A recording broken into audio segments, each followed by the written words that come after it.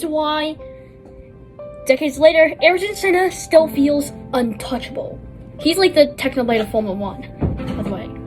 Ayrton Senna da Silva was born in Sao Paulo, Brazil in 1960.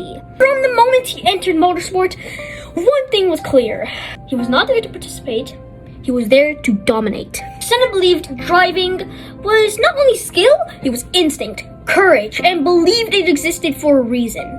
But if you want to understand Senna, you have to watch him in the rain.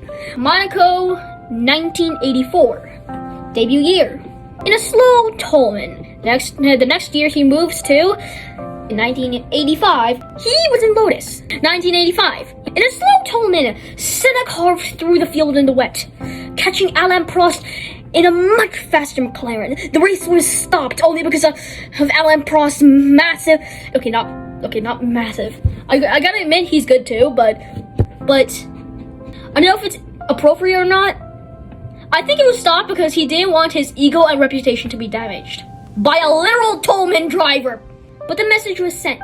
Ayrton Senna is one of the best drivers in Formula 1. Donington Park, 1993. Home of Driver 61. First lap, wet track, Senna passed 4 cars in 1 lap. Not by aggression, by feel. And by the way, he set the fastest ever. He could sense grip when others definitely could not.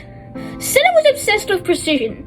Steering inputs were minimal. Throttle application was progressive. And by the way, what I mean by that is because he did this. Gas, coast. Gas, lift. Gas, lift. Gas, lift. Gas, lift. Because he wanted to keep the turbo open, so he would have a faster exit of the corner.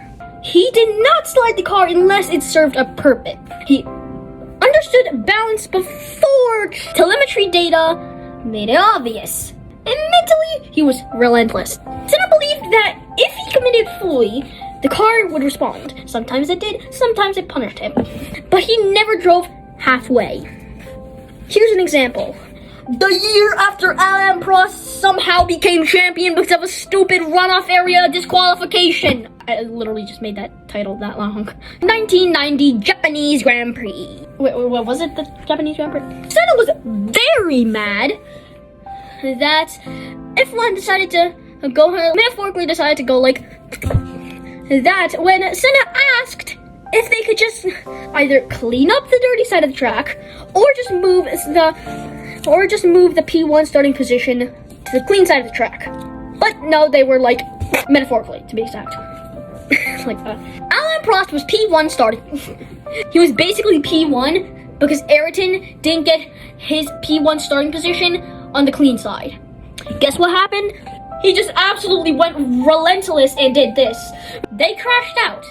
And since Senna came in with a points lead, that meant that Senna was the world champion. He was literally the world champion, oh my god. And also, but good things always have to come to an end. And that end came in 1994, May 1st, 1994. Senna had a big crash. He braked like he usually does, heading almost straight into the barriers, looking like the Gabriel Bortoleto crash in Sao Paulo. I can't remember if it was in practice or qualifying.